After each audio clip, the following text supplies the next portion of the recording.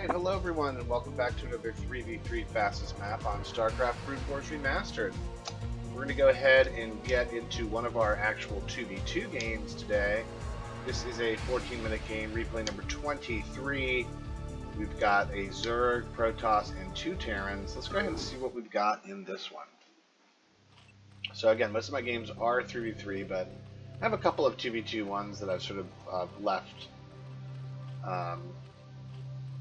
and just had a hat on the side, but I thought I'd go ahead and get a few out there. But let's go ahead and check out the teams. In the top left corner on team number 1, we've got Invalid User 2, the Teal Zerg, and then on his team in the middle right is Mr. 0210, the Yellow Terran. Team number 2, in the top right corner, we've got Zoom 7, and then across the way, we've got Trionico, the White Terran. So Terran Protoss versus Zerg Terran. Should be an interesting one.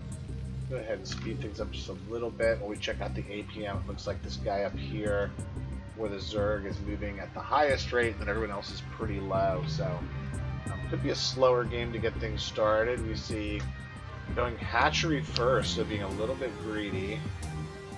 White over here doing a pretty classic wall off. Yellow also doing a pretty classic wall off with 2 barracks. This is going to be, this might be double barracks as well. Actually, I don't know if they can fit it in there. Let's see what they can do. White going to scout to see what's going on in the meantime. Here come the gateways and the forge. I'd be a little bit worried if I were team number 1. In fact, the zealots are getting out. This guy is getting some colonies here. Looks like he's going to get away with being a little bit greedy, which is not good for team number 2. Meantime, defense coming up here. There's an academy. He's keeping this open, which is interesting. Especially because he's building a bunker there now. Interesting setup in the front of that base. He's just building a lot of stuff. Alright, so he sends... I don't know what Yellow is doing there. Yellow gets a little spooked there, I think. He's got pretty decent defense. He's getting his factories going. I think that's his whole jam. Here's Brown with a pretty decent amount of units. He might go and attack. Almost looks like a computer build the way it's set up. Alright, so he's sitting up outside of Yellow's base. He's waiting for White. I don't know what he's waiting for with White. White's getting a factory right now, but he's about to get them. And with just a few tanks, this is not going to be good. Alright, so they move in on Yellow. He moves that barracks back. I don't know why he decided to move the barracks back. Alright, so he decides to go in on top of the production. Oh man, this is a disaster for Yellow. So he for some reason moves those barracks back while he's getting attacked and allows all those zealots to right into the side of his base. Loses a ton of workers. He's down to 15 now. Actually tied with White, ironically. But he's losing a lot of them. Alright, now these vultures are starting to do a pretty good amount of damage. It's so fast it can just sort of run around. He's sort of slowly taking these out, but he's losing so many workers in the meantime. Here's our tanks now. Alright, so it looks like he's going to be able to hold the front of the base. He's repairing that bunker. Here he is with tanks. I don't know if the siege mode isn't ready yet. It is. And that's going to end this assault. Alright, so Yellow's gotten his mech going now, but he really took a bad hit economically there. So Brown again just sort of walking forward and trying to get through this stuff, but he's not going to be able to do it very easily. Alright, so Brown now starting to macro up just a little bit, getting his Citadel. And in the meantime, Teal, while Yellow's getting all that pressure, Teal's just sitting here. Let's take a minute to look at the upgrades. We see Brown getting upgrades on both attacking and defense. We see Yellow getting lurkers, as well as increased range. And then we don't see any upgrades in terms of a evolution chamber yet, which is interesting. Meantime, white down here, really just strange build overall. I'm not quite sure what this guy's doing. He is getting upgrades on his marines. He's got 2 barracks and a factory. This guy's got 3 factories. He should be safe with that setup, but he's going to really have to get going here after getting attacked earlier. All right, here comes Brown. Brown is really just going to keep up that pressure on yellow.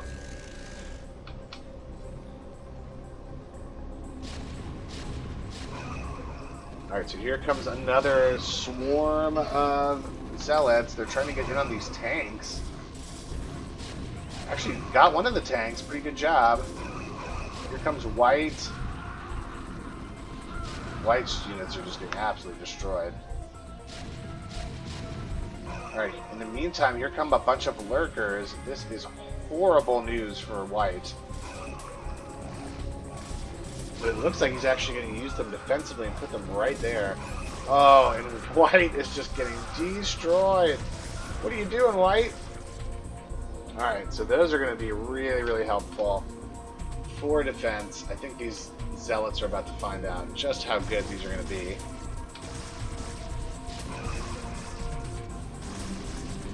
Zealots are still just walking through all of this. They finally do have attack upgrades up. It does destroy a bunker, so he's continuing the pressure. In the meantime, Teal getting all those hatcheries up here. I mean, he is just going to be so insanely strong once he really gets moving. Up at about 220 APM.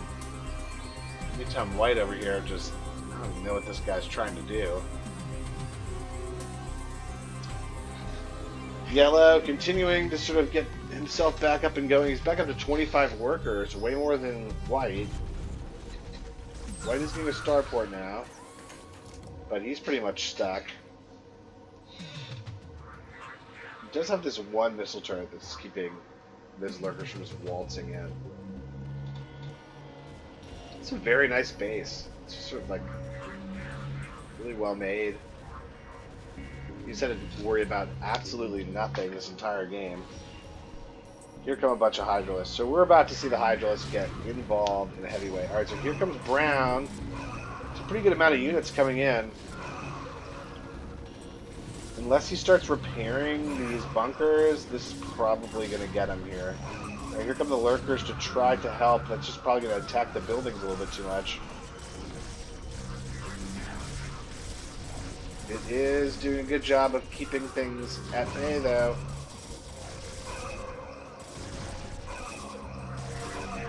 It's getting more tanks out. It's just sort of slow on that. Or there he's got some tanks over here.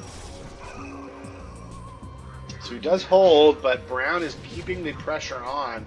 But now you see he's getting shot from there. Then he's walking into the lurkers, and then he's walking into the tanks after that. I mean, as fast as these things are, I think it's just a little bit too much. These zealots continue, though, to just stream in. Alright, here he goes on white. Oh, look at those lurkers right on top of everything as the Hydralisks are coming in. Not too much you can do about that. He does have a fair amount of tanks coming out, which is really nice, but I don't think he has nearly enough to deal with what Teal is going to be sending on a consistent basis here. Oh, those lurkers just sit right on top of those tanks and productions. This is really bad for white. Alright, in the meantime, Brown thinks he's broken through, but here comes Teal with some support units.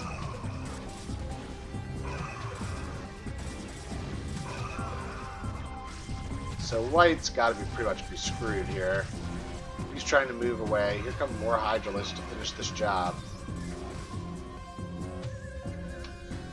He's trying to send Hydralisks in to protect these. With these tanks and these Hydralisks, he should be able to stop this. Alright, they are going to stop that zealot. They are. Brown just streaming units, and here come a couple of Dark Templar. That's going to be really bad for them. He does have that Overlord there, but in the meantime, white is pretty much done. If I were him, I'd just attack brown now. Yellow continuing to try. Oh, here comes the Overlord. Oh, huge play by by teal. Really heads up play.